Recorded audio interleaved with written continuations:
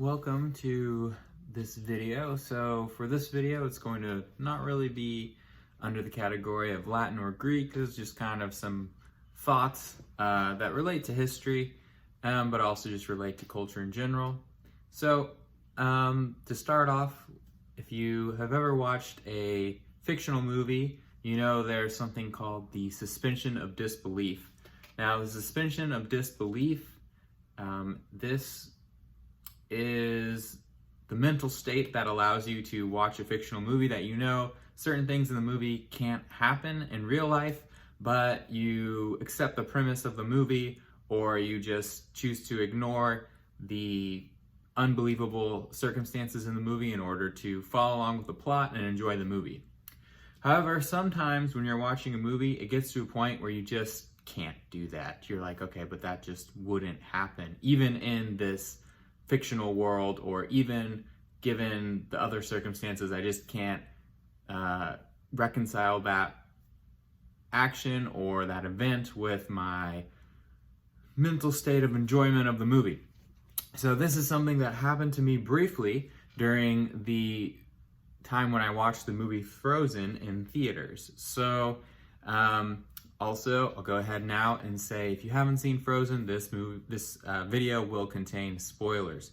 So the movie came out in 2013, so it's been a little while, but you know, maybe not everyone saw it still. And if you want to, you know, without spoilers, you should stop watching this video. But in the meantime, let me go ahead and tell you a little bit about when I couldn't suspend my disbelief any longer during the movie. But then I ended up figuring out something, thinking about it while watching the movie, that allowed me to then continue to watch the movie without having too much of a distraction in my head about, but how could that have been? So at this point, you're probably wondering what particular instance in the movie I'm talking about.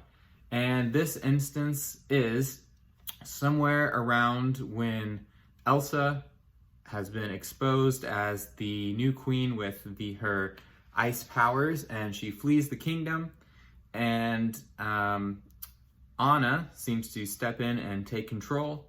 But then what happens when she goes after her sister Elsa, she then just leaves control of the kingdom but to Hans, by basically simply saying, as she leaves, Hans is in charge now. And I don't know how much people know about how governments work, but usually you can't just say, even if you're a king or queen, okay, that guy's in charge now. And at the very least, especially if you're going to then leave without being able to stay around to make people actually follow your instruction to listen to this other person. So the reason that I found this completely remarkable and couldn't quite watch the movie from then on without figuring out how exactly this worked was because of something called a regent. So my wife tells me during the movie, I don't remember exactly doing this, but apparently I leaned over to her during the movie and was like, but where is the regent? What happened to the regent? So you're probably wondering, maybe if you're not familiar, what is a regent? What are you talking about? To understand what a regent is, it is helpful to think about one thing that Disney movies do have in common with real life. And I'm not talking about the happy endings. I'm talking about how many of the main characters will have lost parents while they are still young or children. And this is the case in Frozen. We see that the queen and king of the country of Arendelle, they die while on a journey, leaving Elsa as the heir to the throne. Now you'll notice the other thing that's happening at the beginning of the movie is she is not yet queen, but is going to be crowned as queen. And this is the occasion for the great ceremony at the beginning, which means that there must have been somebody else ruling between the time that her parents died and the time that she became queen. And whoever this person is would be the regent. That's what the regent is. It's a person who's ruling a kingdom while either, for some reason, the rightful king or queen is unable to do so. So most often, Just like in real history, this is because the person who is in line to inherit the throne is too young to do so at that point. So there are a few famous examples from history that I want to talk about that kind of give more nuance to why I found the preceding part of the movie to be a little confusing. And this one example we'll use from the Byzantine Empire in the 10th century, where a similar circumstance happened where there was a underage child who was in line to become the emperor, and his mother was still alive though, and obviously whoever controls the emperor, whoever is the regent, kind of has all the power of an emperor, and in this way they want to gain political power, and obviously there's going to be a lot of people who want that position. So it was a rather contentious issue, but in the end it looked like one of the generals, who was kind of the favored one by the mother of, who in this case the Byzantine emperor to be was Constantine VII. So the mother of Constantine VII, Zoe, kind of favored one of these other generals to become the new regent, but not all the other nobles and other people in Constantinople were on board with this person, and another person who was named Romanus Lecapenus, he ended up being portrayed as kind of the savior of the young prince from being kind of manipulated by this other general who wanted to be the regent, and so he got to be the regent instead. And in so doing, he actually fulfilled his own plans to become basically the emperor himself, because what happened was, even as the young Constantine VII was getting older and beginning to be able to almost rule in their own right, they still did not, or Romanus Lecapenus didn't really let him into the government that much. He kind of was like, I'll keep running things while you kind of, you're maybe old enough, but why don't we wait a little bit longer? Keeping in mind that often emperors or kings could be crowned as early as maybe like 14 or something, but you can see why there was a rational, reasonable argument to say, why don't we wait till you're maybe like 18, 20? So he kept on ruling for a little while, and he basically was putting himself in position to transition from regent to real ruler, kind of pushing Constantine VII out of the picture as much as he could. And he might have succeeded in doing this, except that his own son died, which meant that he couldn't really pass on his legacy to his own children, so the rule reverted back to the rightful ruler, who would have been Constantine VII when Romanus Lecapenus died. And so that's one instance of a regent, and you can see here from this example that regents often are not really having the best interest of the prince or princess who they're supposed to be looking out for. They are usually wanting to further their own political power and that sort of thing. Maybe for the good of the country in their mind and others' minds, but maybe just for their own selfish ambition. So that's one way to look at it, and this was with one regent ruling. Another instance that I've been thinking about recently, because I read a book that contained information about it, is an instance in France in the 17th century, where Louis XIII, who had been a sickly kind of guy his whole life when he was king, he knew he was about to die, and his son was only around 9, 10 years old, and he wanted to, in his will, make sure that there was not only one regent who would control the situation to try to give his son the best chance possible to become the ruler, and to not just kind of be pushed around by these other regents, even once they became old enough to rule, that they would actually have the power themselves. And in order to do this, he set up in his will a few different options where multiple people were meant to be part of the Regency Council, you could say. So that included Louis XIII's wife, who was Anne of Austria, even though she was the French queen after marrying Louis XIII. It also included several other notable generals and counselors, and it also included his brother, the king's brother, and of course, it also included the person who had been his first minister at the time of his death, which was a guy named Cardinal Mazarin. Now, Cardinal Mazarin, you might notice from the title Cardinal, he was also a ranking member of the Catholic Church, but he was also serving in this role as the kind of chief minister of France at the time. So this was kind of the intention. So we see here the idea of a regency council, but it didn't play out that way from various politics and deals and such things. It basically just became the queen and Cardinal Mazarin were the regents. Mainly Cardinal Mazarin was the regent, with the queen kind of backing him up with that authority.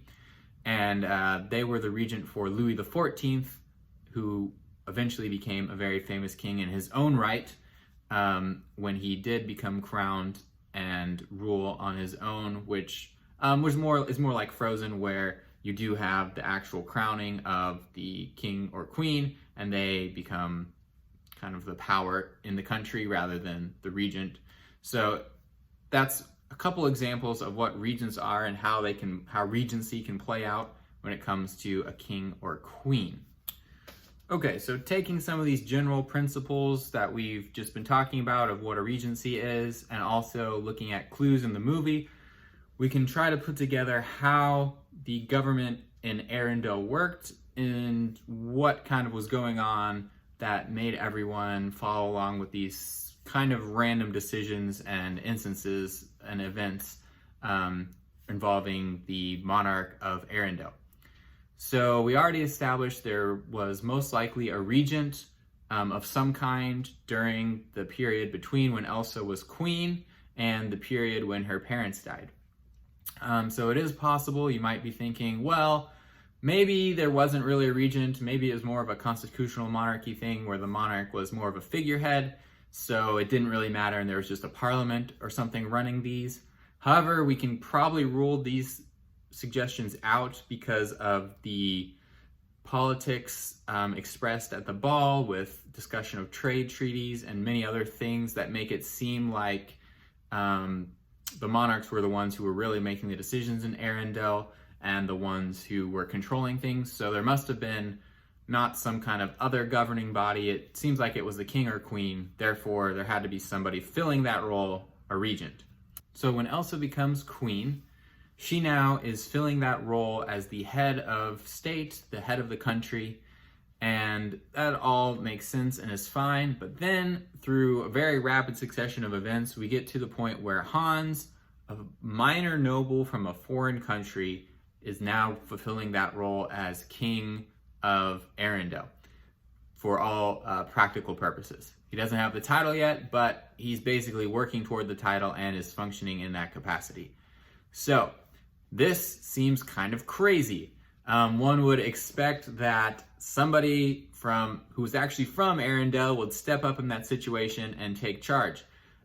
Most likely you would expect the regent, who had been running the kingdom for the last 5 to 10 years, however old Elsa was before she became queen, the person who'd been already doing that, who all the people of Arendelle would have recognized in that position.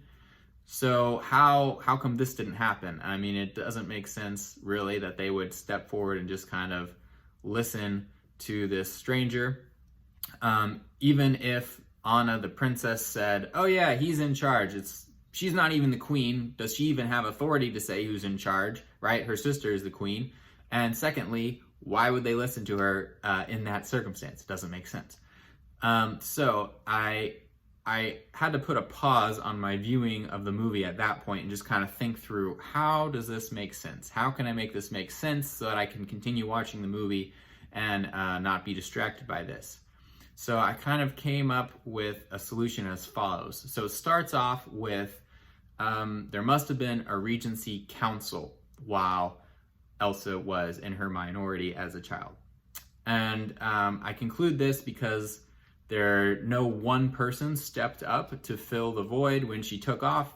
And so it seems like, in place of Hans, and it seems like this could only be explained by the fact that there was in fact not one person who was running the kingdom for the last 5 to 10 years, but multiple people, perhaps heads of departments in the state government, in the country's government, or maybe they were switching out, taking turns, one noble this year, one noble that year.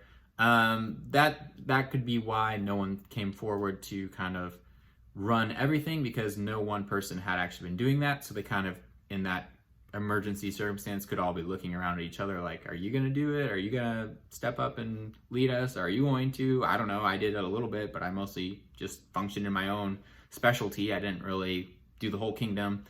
Something like that, right?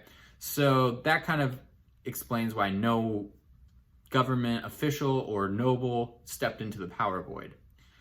Secondly, the whole issue of, so nobody is a candidate to step up except for Anna, who does seem to step into that role. So does she actually have authority to do that? Is she a legitimate person to be stepping into the role of queen just because the ruling queen has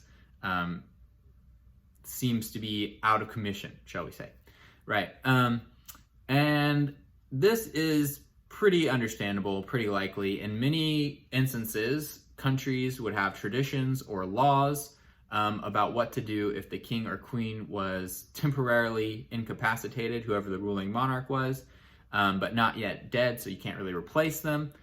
Maybe they just had a bad illness for a few months or something, right? And they couldn't continue the job of ruling, but it was a long enough disease or illness, or recovering from an injury or something, that you couldn't just kind of wait around for a week for them to get better. It was something that was ongoing for a few months, and they needed someone to step in. Or perhaps even sometimes if a king or queen was going off to war, they might leave someone in charge behind, or there might be some kind of governmental tradition or law to address that situation. So in this case, there are a lot of parallels in history where usually somebody else from the family would fill that role, right? So it seems that there was some kind of tradition or actual law in which it says in Arendelle, if the king or queen cannot fulfill their duties for a extended amount of time or an unspecified reason, an unusual reason, then a family member is then assumed to be the next person to take over, perhaps the next person in line, which would be Anna, so that makes sense there. Now, this is the trickiest part. Why was Anna just able to say, Hans is in charge, and everybody went with it? It seemed to me that there must also be a tradition in Arendelle that the king or queen can appoint a minister or a person to lead, similar to the Roman dictator in the era of the Republic, where a person could be kind of given the power of a monarch without actually being the monarch, to lead in case of an emergency or something like that, some kind of threat to the whole country. And it seems like the kings and queens had the power to appoint someone to this role in the case of an emergency, again, either by tradition or law. And Anna, simply by being the acting queen, based on the earlier tradition of she is acting as queen because the actual queen, her relative, cannot. As acting queen, she has authority then to delegate her own position to anybody who she chooses as the best person to solve the problem in the given emergency. And because she has chosen Hans, her word goes. It's kind of an accepted tradition in Arendelle.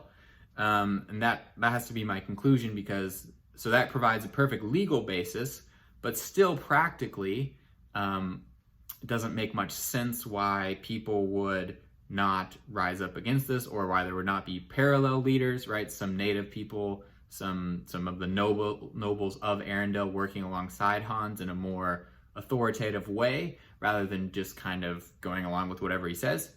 And again, we already mentioned this briefly, but the conclusion has to be that there was already an established tradition of the king or queen being able to kind of just appoint someone for an emergency and everyone just goes along with it. So there's a cultural kind of reason there. And secondly, there's probably also, like I said, the fact of the Regency Council. So there was not one obvious alternate person that everyone could have looked to be the leader. So, yeah, so I think this kind of makes sense to me. And then we also then have to get around to the last confusing bit about the government of Arendelle, which is how Hans was going to actually become king in name by eliminating Anna and Elsa. And the key point here, right, was that he first had to marry Anna. So it appears that unlike some other monarchies in history, you can actually, if you marry the heir, you can become the actual king, or marry the queen and she dies, you become the king. Usually what would kind of happen is, sure, if you marry the queen, you become the king, but it's not necessarily that you would then be the next in line to rule on your own. If the queen died, it probably would be your child, who would actually kind of be considered part of the bloodline, right? But apparently, and this is not unheard of in history, so it kind of makes sense, but apparently all you needed to do was be married into the royal family, and then you were considered like a full member of the royal family. You didn't have to wait for your children to be considered that. So that was kind of his angle into the throne to become the king of Arendelle. So yeah, so that kind of explains the constitution and the government of Arendelle, how it worked either by written law or just by tradition. So we'll recap quickly. If the king or queen is out of commission for whatever reason, the nearest relative steps into the role. If, in addition, if any king or queen deems it necessary to appoint one person to have full authority during an emergency situation, they can do that. So that's part two. The third part is that during a child's minority, it seems like they have a Regency Council, so there's no other alternate person who would try to usurp the throne, try to take over the country. Number four, if you are married into the royal family, you're considered fully part of the royal family immediately. Apparently, there's no kind of wait time or anything like that before you get officially recognized. So those are the kind of, that's how I recognize the government to have been working and could continue to watch the movie and understand it. So I thought through all of this in probably 5 to 10 minutes or less. It took me obviously longer to explain it in the video, but there you go. So that's kind of my take on the government of Arendelle and why it makes sense that Hans is in charge and nobody questions it, because that just did not make sense on face value. You have to go in a lot of circles for that to make sense, but there it is. So yeah, I did overall enjoy the movie for the most part. So, you know, it's got a lot of funny jokes. So yeah, so there's a little bit of history and how it can make your viewing experiences of movies better. I hope you enjoyed this kind of rant on the government of Arendelle. And yeah, thanks for watching.